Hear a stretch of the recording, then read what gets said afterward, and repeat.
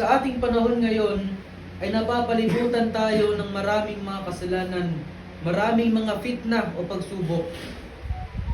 Sa simpleng pagbukas mo ng cellphone, kung ano ang nilalaman yan, kung ito ay haram, yun ay pagsubok sa iyo. Sa paglabas natin sa lansangan ay marami tayong makikita. Marami tayong makikita na maaring magkasala tayo dahil sa ating pagnanasa. Yun ang paraan ng syaitan upang tayo iligawin. Ang kasalanan ay kadalasang hindi nagsisimula sa isang malaking hakbang.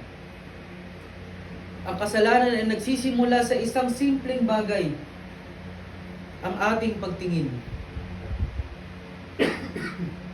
Dahil dito, inutos ng Allah subhanahu wa ta'ala sa isang pinakamahalagang pag-aalala sa atin na pag-iingat ng ating puso. Ang pagbaba ng ating mga tingin sa bagay na haram. Sinabi ng Allah subhanahu wa ta'ala sa banal na Quran, قُلْ لِلْمُؤْمِنِينَ يَغُضُّوا مِنْ أَبْصَارِهِمْ وَيَحْفَظُوا فُرُوجَهُمْ ذلك أزكى لهم إن الله خبير بما يصنعون.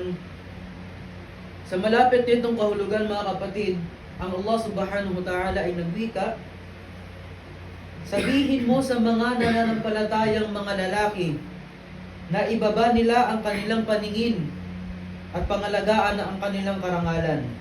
Ito ay mas dalisay para sa kanila.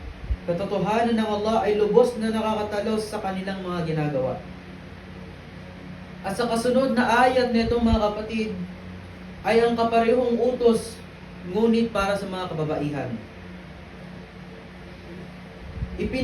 Ipinaliwanag ng mga ulama na ang ating mga mata ang siyang pinto sa ating puso.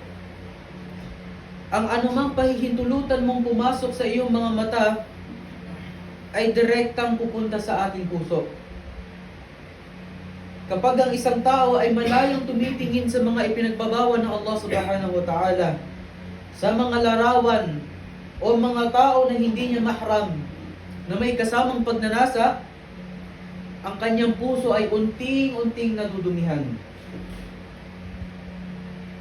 Kaya tungkol sa panganib ng pagtingin sa mga haram, ang ating mahal na propeta Muhammad sallallahu alaihi wasallam ay nagpayo sa atin. Sinabi niya sa isang hadith, "An-nadhratu sahmun masmumun min sihabi iblis. Faman tarakaha min makhafati abdaltuhu imanan yajidu khalawatahu fi qalbi." Ang tingin ay isa sa mga nakakalasong palaso ni iblis, ni syaitan.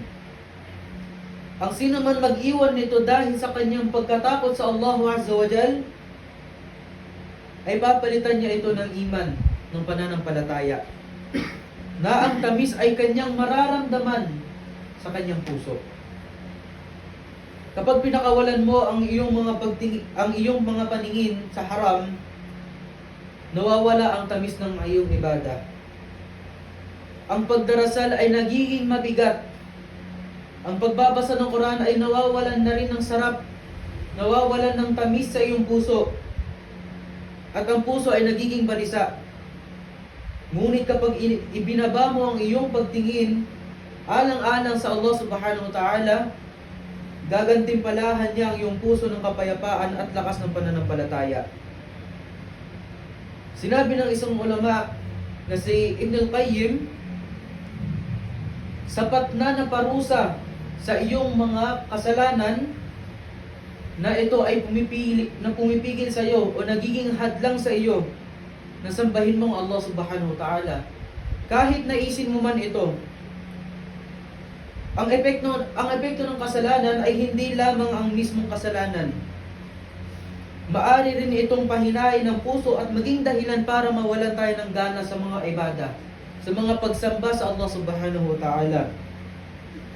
Ang ating kakayahan na magsipag sa sala o ang pagzikir, ang Quran at ibang pagsamba. Kaya isa sa mga palatandaan na kailangan natin magtauba at magbalik loob sa Allah subhanahu wa ta'ala ay ang hindi na tayo nakakapaggawa ng mga ibada. Na napapansin natin na nagiging mabigat sa atin ang pagsamba kahit gusto natin gawin ito. Isa sa mga hakbang upang tayo ay makaiwas sa kasalanan ay dapat isipin natin ng Allah subhanahu wa ta'ala, nakikita niya ang bawat gawain natin. Tandaan natin na kahit walang nakakakita sa atin sa dilim o sa likod ng ating mga pader sa loob ng bahay, nakikita tayo ng Allah subhanahu wa ta'ala. Sinabi niya sa banal na Quran sa Surah Al-Ghafir, "Ya'lamu kha'inatal a'yuni wa ma tukhfi as-sudur." Nalalaman niya ang pagtataksil ng mga mata at ang anumang ikinukubli ng mga dibdib. Umiwas tayo sa mga lugar na alam natin na puno ng tukso. Linisin natin ang nilalaman ng ating mga cellphone sa social media. Kung may pinupuntahan tayong lugar o binubuksan ng mga application dito sa cellphone na pumupukaw sa iyo tungo sa haram, ay iwasan na natin ito. Alisin natin ito, mga kapatid. At punan natin ang oras natin ng mga mabubuting gawain. Ang isip at puso na walang ginagawa ay mas madaling pasukin ng syaitan. Punan natin ang oras natin sa dhikr, sa pag-aaral, o sa pakikisama natin sa mga matitinong mga kaibigan, sa mga tunay na mga mu'min na mga kaibigan na makahila sa atin patungo sa kabutihan. Magsumikap tayo na pangalagaan ng ating mga mata at puso upang manatili tayo malinis sa paningin ng ating tagapaglikha. Wa aqulu qawli hadha wa astaghfirullah li wa lakum wa li sa'iril muslimina min kulli dhanbin fastaghfiruhu innahu huwal ghafur.